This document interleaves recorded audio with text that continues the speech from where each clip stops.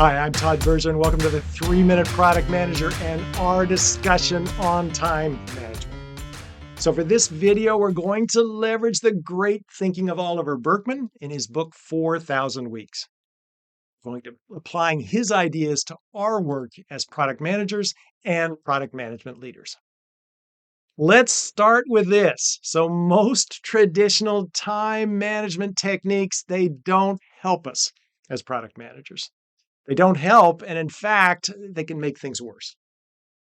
So the goal of traditional time management techniques is to make us more efficient, to pack more things into each day.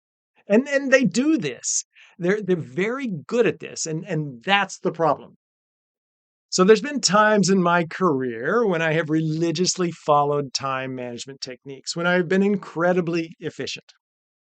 I answered every email, I responded to every sales team request, I proactively paved the way for our engineers to code, I logged and balanced all the requests from our executives. And this is the promise of traditional time management techniques. If we can just fit in a little bit more, if we can just take on a little bit more, if we can just work hard enough, we will find success with our products. Unfortunately, this is a trap. Berkman calls this the efficiency trap. The first problem is that if we acquire a reputation for doing work at amazing speed, we'll be given more of it. If we answer every email, we're going to get buried in new emails. If we get a reputation for being incredibly responsive to our sales teams, well, guess what? We'll get more requests from our sales team. None of this is bad work. We should be answering our emails. We should be helping our sales teams. But over focus in these areas can pull us away from the most important tasks that we do as product managers. They can pull us away from deeply understanding our customers. They can pull us away from working with our engineering teams to innovate. They can pull us away from doing the hard work of finding growth for our products. So, how do we answer this? Where do we focus our time as product managers? What time management techniques actually work for us? I'm going to make one big picture point, and then I'll dive into some specific techniques. So, my first point, extending on Berkman's thinking, is that we need to focus strategically, but also neglect strategically. Let me explain this. So, let's say we work for an aquaculture technology company, a startup, we're supporting the salmon industry. So, one of our growth ideas is to create an app that tracks the size and growth of farmed salmon. And a second idea is around food traceability, so tracking salmon from a grower all the way to supermarkets. Both are great options. We want to do both, but we decide to focus on the app and not pursue food traceability. And this is where time management comes in. So after this decision, we direct our time, our product management time, our engineering time to build the app. We put a strategic focus here.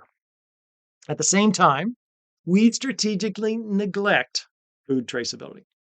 We actively say no to opportunities around this. We know that food traceability will detract our focus from the app and slow us down. We actively decide, at least for now, to neglect it. Now, product managers often think that prioritization means getting rid of things we don't want to do. This is actually the easy part. The hard part is getting rid of things that we really want to do. So we need to stop believing that we can somehow time manage our way out of hard choices. We need to decide on a small set of options to pursue, and equally, we need to decide which balls to drop, which people to disappoint, which cherished ambitions to let go. Strategic focus, strategic neglect. Burkeman, in his book, talks about the need for all of us to get better at procrastination. It's kind of funny to think that way. We need to get better at procrastinating our almost first priorities so that we can focus on our truly first priorities. Okay, let's talk about 6 specific time management techniques that work for us as product managers. All right, here's the first, Kanban. So we should actively limit our work in progress to 1 or 2 big items. It's a mistake to spread ourselves thin, to take a peanut butter approach to try to satisfy all our executives, all our sales reps, all our customers by doing just a little bit of everything. We need to focus, and Kanban is a nice tool to help us do this. All right, second one, time blocks for our most valuable work. So we need to reserve time to do the most valuable things we do as product managers. Interviewing customers, developing deep customer insight, working with engineers to find innovative solutions, testing and refining our product concepts, tracking our metrics, finding growth. Re-blocking our calendars to talk with customers or do other impactful work is a great way to ensure that we focus on these areas.